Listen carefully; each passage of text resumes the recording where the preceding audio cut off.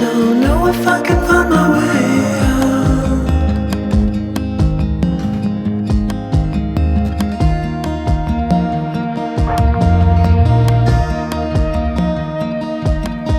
I'm stuck in a prison of doubt. In this tiny shell, and everything is growing up tight. There's no room to breathe,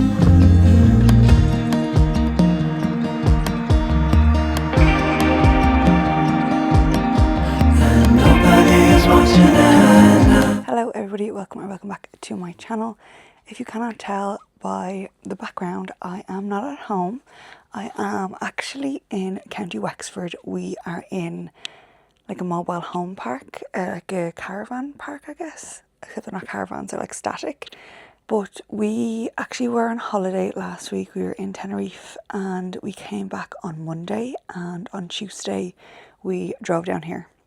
And we're staying here for a few days. So it is Wednesday morning, and I thought that we would do a little reading vlog and see what I get read while I'm here. I did not read as much while I was on holiday as I thought I would. We actually were playing a lot of like games and stuff. It's like the water sports that they put on in hotels and things like that. So a lot of my afternoons were actually spent in the pool. So I didn't read as much as I usually do on holiday, which is fine. I only finished Famesick by Lena Dunham, and I started The Paradise Problem, and I didn't quite get a finish. I got over 200 pages read.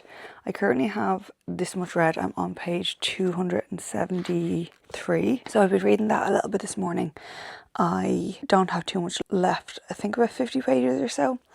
That book is not about what I thought it was about at all, and I think I mentioned in a previous video, I think when I hauled that book I was saying, oh, this book is about, and then went off on a tangent, and it's not about that.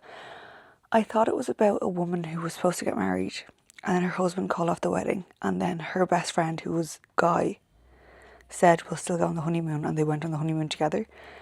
So I don't know what book that is. If you know what book that is, let me know, because I'd like to read that one as well. This one is like a fake dating situation. She actually got married to this guy like 5 years ago in order to get better housing when they were in college, and he needs her, and she thought that they were divorced, and they were never actually divorced, and now he needs her to come to his sister's wedding in order for him to be able to get his inheritance money. It's a lot of rich people drama and forced proximity, kind of insta-lovey. I am almost at the end of it now, so my thoughts on like characters and stuff have changed since the beginning until now. I have enjoyed it. I kind of thought it was going to be something that I read really quickly and that I couldn't put down. I am not as invested in it as I thought I would be. We're at the stage now where I'm kind of like, I don't know where this is going to go. There's a bit of conflict happening at the minute because the main character's brother is a bit of a douche, to be fair. His whole family is horrible. But his oldest brother hates him. He kind of hates him too. It's fine. And he's like trying to reveal I suppose it is a scam because they're like fake married, but they really are married. But yeah, I am reading that. It is just after 9 o'clock, and if I'm not mistaken, there is like a truck at the entrance to the little park here that I think sells coffee. I know it's like a food truck during the day, but I think in the morning time it sells coffee. My fiance is still asleep. I have been up for a while and read for a while. Been watching some YouTube because I didn't watch any YouTube for the past like 2 weeks, so I have loads of videos to catch up on, which is fantastic. And I just got myself dressed. I actually plan on going out on a walk and then getting a coffee, but turns out I brought like gym gear and runners, but never brought any socks. And I cannot wear runners without socks, so I'm going to put on my flip-flops, walk to get a coffee, and then maybe in a while go somewhere to try to buy some socks. I'm hoping to finish The Paradise Problem today and then move on to my next read after that.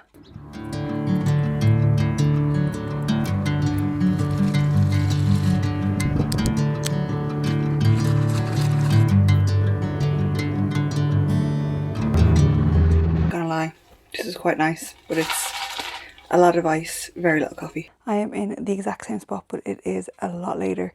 We have been doing loads of stuff today. We went out shopping. I got some new socks because I forgot to pack some. What else did I buy?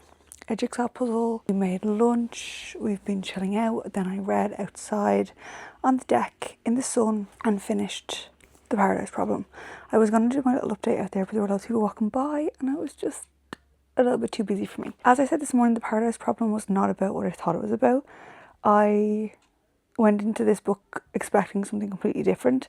I don't think I was expecting the rich people drama that came with this one, and the rich people drama in this turned into a huge part of the story. I don't know whether it's because I went into it expecting a completely different plot line, but I didn't love this as much as I expected, I suppose. As I said earlier on, if you know the book that I'm describing, if you know what that book is, let me know because I want to give that one a go. The Paradise Problem, basically, Anna is a young woman who, when she was in college, married a guy in order to get better housing in college, which is the first part of this book that doesn't sit right with me because I feel like that's not something that people just do. I mean, but for me, it just seems like really outrageous. And then the outrageousness just continues to unfold. There's trust fund drama, there's all sorts of things happening in this. And it was good. I liked the writing of it. The epilogue was way too long. I did not enjoy that one. In general, it was a decent book. I do think that my expectations were just elsewhere because I don't know what I thought I was reading. Please let me know if you do. Yeah, so this one I am going to give either a 3 or a 3.5 stars to. I'm not entirely sure because 3 seems a bit harsh, but also it was an average read and 3 is an average rating. So I don't know whether giving it 3.5 would just be fake. I don't know. I'm going to sit with it for a little while before I decide. But now it's time to pick my next read, and I've actually, before I started filming this clip, put a poll up on my Instagram for people to vote. So if you voted in that, thank you very much. I have 2 very different reads that are up next for me. The first one is The Correspondent by Virginia Evans. I bought this one a good few weeks back and I haven't gotten around to reading it yet. This is, of course, huge at the minute and is written completely through letters, I think. Maybe letters and emails, I think mainly letters anyway. So it should be a quick, easy read, I think. And then the other option is a Kindle read, and it's a play along by Liz Tomforty, and this is the 3rd book in the Windy City series. So the first book I found quite average, the second one I loved, so this one will be interesting to see how it plays out. I'm going to give it another 10-15 minutes or so, check in on my poll, and then start reading whichever book has the most votes.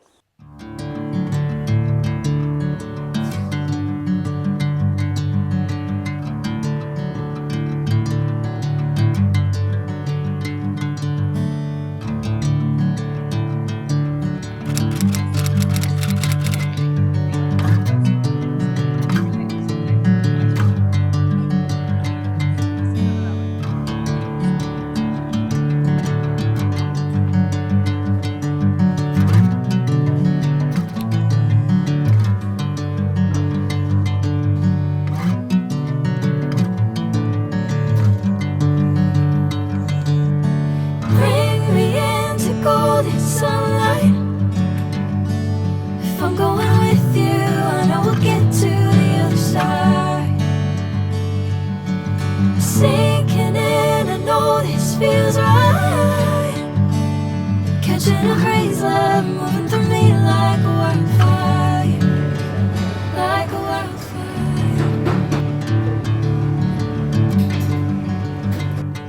So we have just got back to our little caravan. We spent the whole day in Wexford town doing a bit of shopping. Obviously I had to buy a book. There was a few books I wanted, but I just settled for the one, Yesteryear. I've heard loads of good things about it. And we got 6 more DVDs. We are in a caravan, so obviously don't have like Wi-Fi and internet and stuff. So our evenings are DVDs, and we brought 6, but we've watched 4 of them already. So we got 6 more. All of these were €1 each, so it was only €6 for all of them. So an update on The Correspondent. I started reading that yesterday. It won 100% of the votes on Instagram. I'm on page like 30, I think, and it is kind of not what I expected. I didn't expect it to be like, I didn't expect for Sybil to be so old. I think I thought it was going to like work its way through her life, and I also didn't expect to be reading letters that were sent to her. I thought that it was just the letters that she sent. But we're only 30 pages in and I've learned so much about her.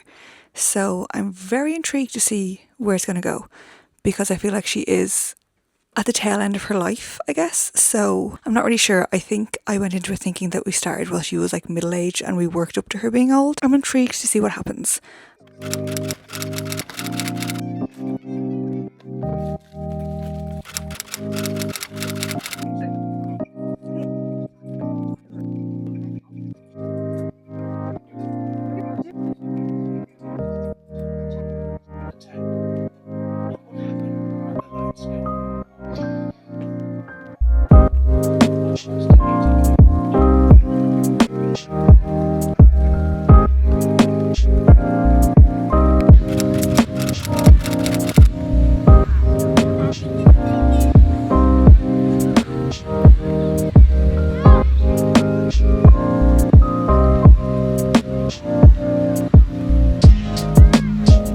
Hello everybody, good morning. It is now Saturday morning.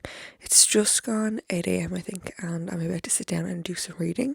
We're obviously still in the caravan, and we have spent the last few days kind of just at the beach, lazing around. We've gone into 2 different local towns for the day on 2 different days. And then yesterday we spent the whole day at the beach, and I didn't get as much reading done as I probably should have. One thing about my fiance is he's a chatter and he wants to talk all the time. So when we go like to the beach or anything together, I don't get as much reading done as I necessarily intend to. I have read the first 100 pages, so I'm up to page 101 now. It is not really what I expected. There's kind of a dark side to this book that I didn't anticipate. I, again, didn't read the back of the book because I never do until after I start it, and I read it yesterday, and it's not a spoiler that there's a dark side to it, but I'm very intrigued to find out who the unsent letter is to and kind of learn more about her relationship with some of the people that she's writing to. It took me a while to figure out who everybody was because it's obviously not very clearly explained because it is just letters. And it's only when you kind of dissect the contents of the letters that you can figure out who everybody is. So I pretty much know who everybody is and what her relationship with everybody is at this point. I kind of picked this book up thinking it was going to be like a really easy read. I suppose I thought that it would just be like checking in letters a lot of the time, but some of the stuff is quite heavy, so I think it's taken me a little bit longer to get through the actual letters. Obviously, like each letter's, like, I think the longest one I've read so far was maybe 4 pages, so like, they're not long, so it is kind of like reading a very short chaptered book. But I think in my head I was like, yeah, like I'll be flying through all these letters, but some of the contents of them is 1, quite heavy, but 2, I'm trying to figure out and piece things together, so it's almost like trying to solve a riddle by like really listening to what's being said in each letter and trying to figure out how it applies to the whole plot or the relationship with Sybil or whatever. But yeah, that's my little update so far. We are going home tomorrow morning, I think. I would love to get this finished by then, but I don't think it's possible based on how slow I've been reading it. So I have today and maybe an hour or 2 tomorrow, and after that, I don't know.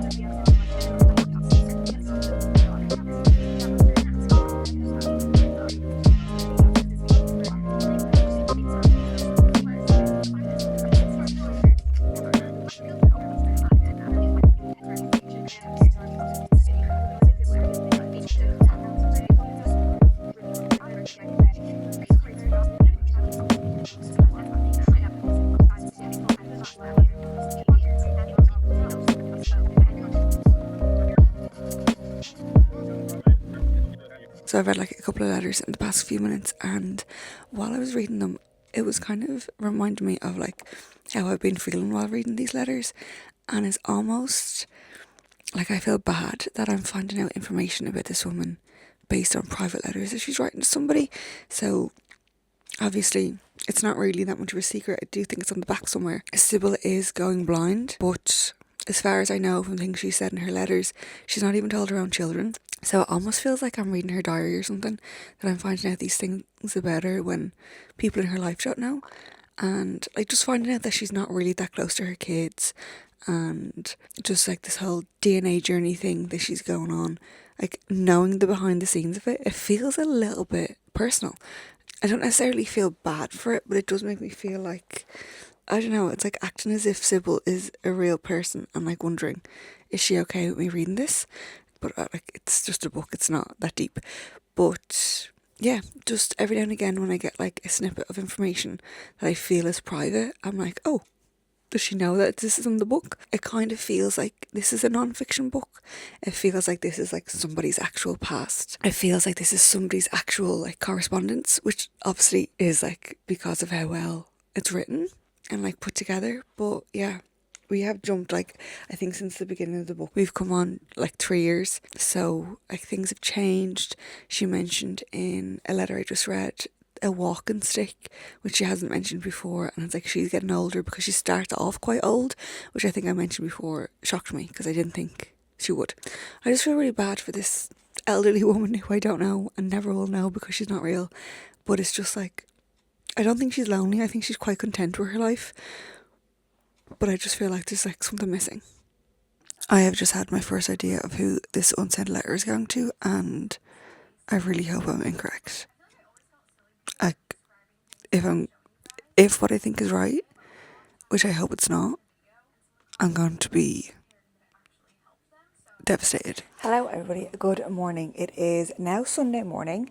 My hair is all wet. I'm undecided if I am going to just let it dry naturally or if I'm going to Dyson it, but that's not the point. It is Sunday morning. It is just coming up to 9 o'clock. It is 8:45. You can't see that. I've been up since about 7ish. I was getting myself sorted, getting showered and everything, and then we are cleaning up the caravan right now because this afternoon we're going to go home. I'm about to like wash the sheets and stuff. And yesterday my fiance, he kind of cleaned up everything. He washed the floors and everything, did a hoover and washed the floors and like wiped down all the surfaces yesterday, so he has that mainly done, and then he'll give it a quick once over before we leave just to make sure it's spotless before we go. But yesterday I actually got a lot of reading done. I started off the day yesterday on page 101 and I finished it on page 204. Now I've read 4 pages this morning, I've read 1 letter this morning, so I'm on page 208 now, so I am fairly making my way through this. I do not think I'll get this completely finished by the time I go home. So I have about 80 pages that I need to read. I don't think I'll get it done before I leave here because we're leaving in the afternoon at about 12 or 1.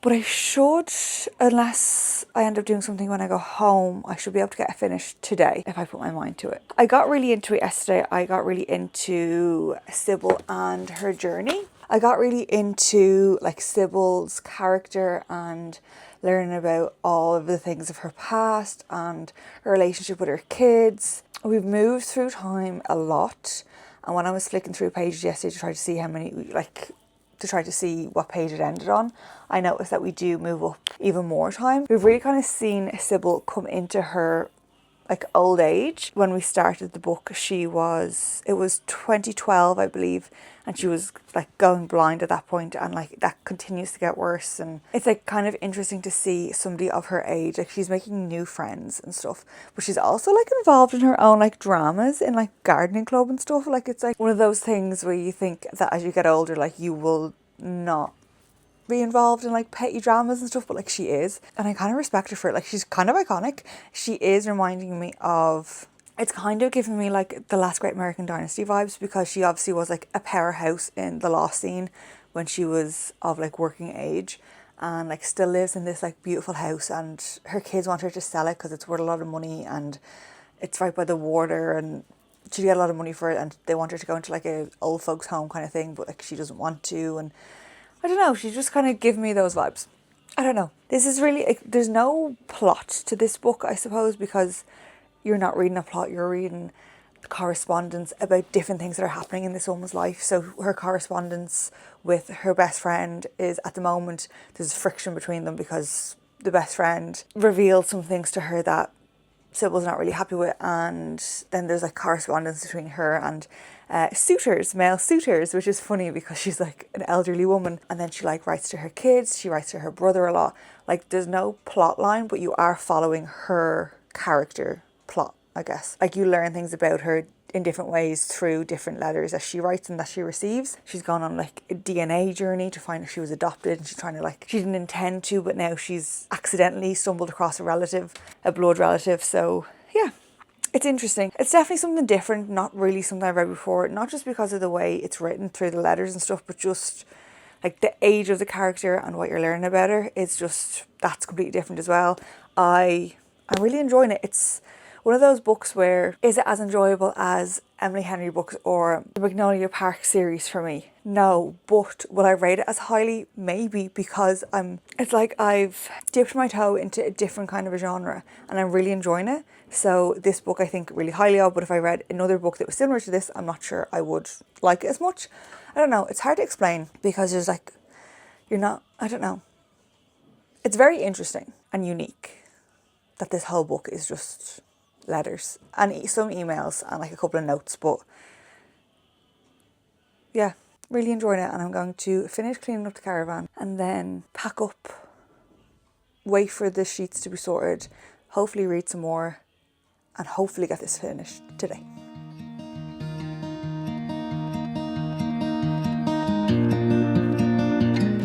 Hello everybody.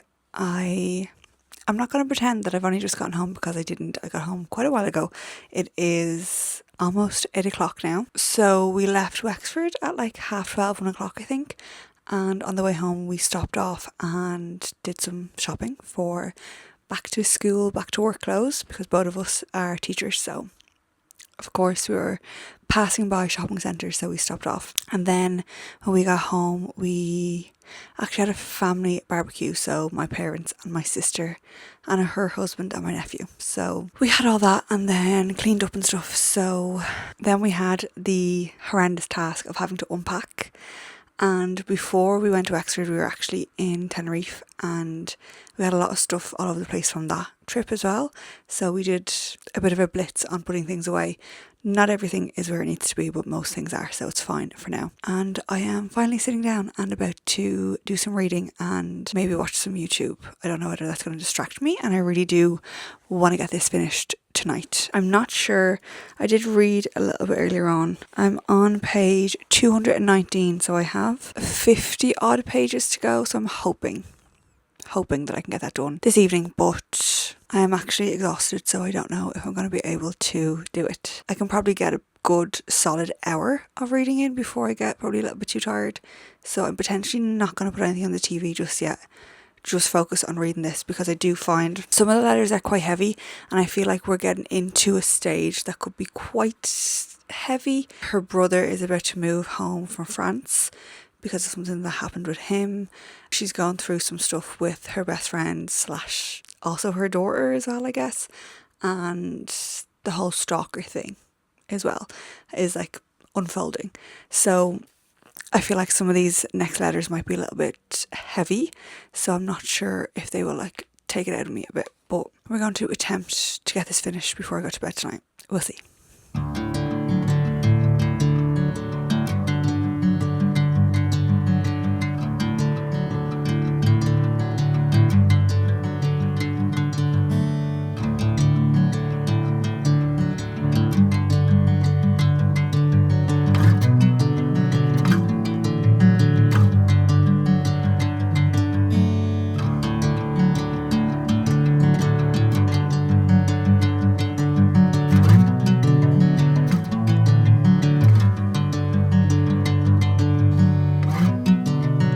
Okay, so I sat for a little over an hour and I actually ended up getting finished with The Correspondent. Truth be told, I cried my way through the last like 10 to 15 pages. It is absolutely heartbreaking at the end. Earlier on today, I was going to come on and talk about who the unsent letter was to. So I think it was yesterday or the day before I said I had a bit of an inkling who it might be. And then I thought I was completely wrong because of something that she was saying in these letters. Like, I don't want to give anything away, but there was something being mentioned in these letters and the way in which things were being mentioned that I thought I was completely wrong about who it was to. And I really had no idea who it was going to be to. And then it turns out I was actually correct. So if you've read this, you know what I'm talking about, but there was like a sad-ish part, or like a sad story revealed in a previous letter a couple of pages before it was revealed who the unknown letters were going to. And I found that kind of sad, but also not like heartbreaking. And then as soon as it was kind of revealed who the letter was going to, and like just the emotions and feelings associated with that, that's when I fell apart. This is actually a really difficult one because it has a happy ending, but also a completely heartbreaking ending as well. Like it kind of has two endings in a way. So I can't decide if I would describe this as a happy ending or a sad ending book, to be quite honest. Also, I think I mentioned earlier on the week that reading this book made me feel like I was reading someone's actual letters, and like it felt like a real person.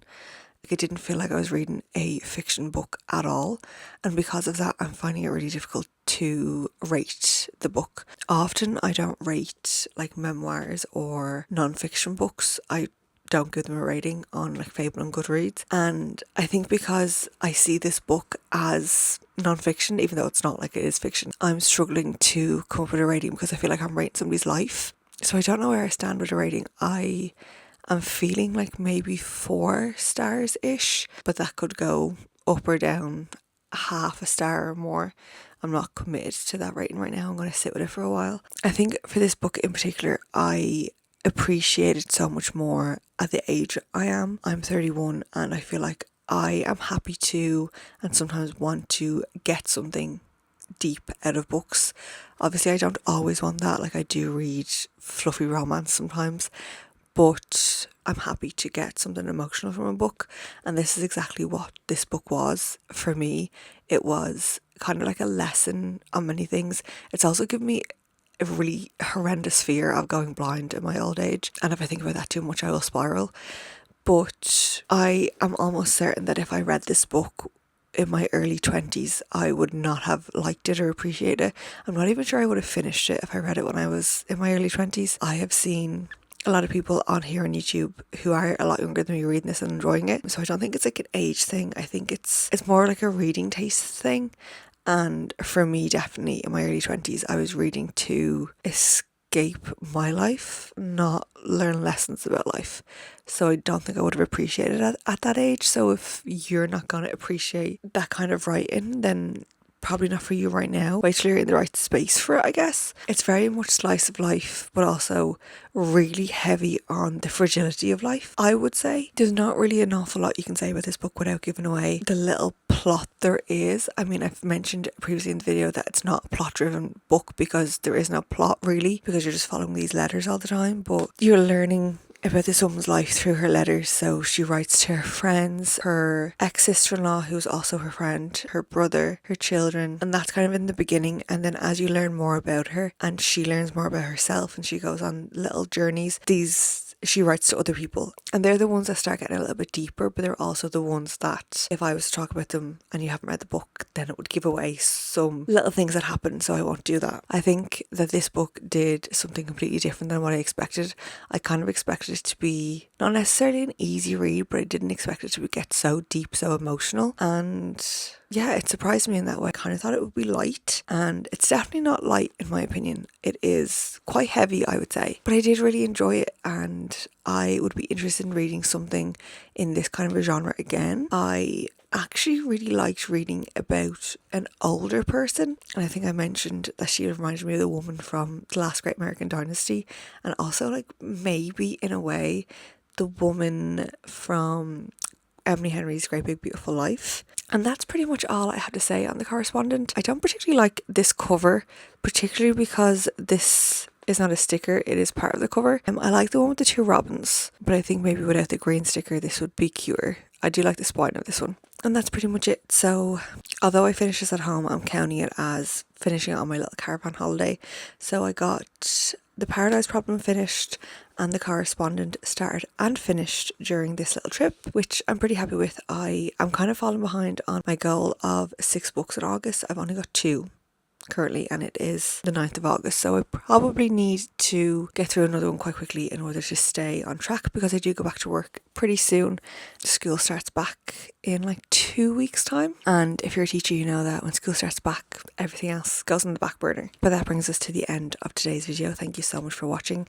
If you enjoyed this video, please give it a thumbs up and don't forget to subscribe so you don't miss any future videos. And if you have any recommendations of books that are similar vibes to The Correspondent, whether it's written in the letter style or it's in a similar genre, please let me know in the comments below, because I would love to read something similar in the not so distant future. But that is it from me. I will see you all in the next one.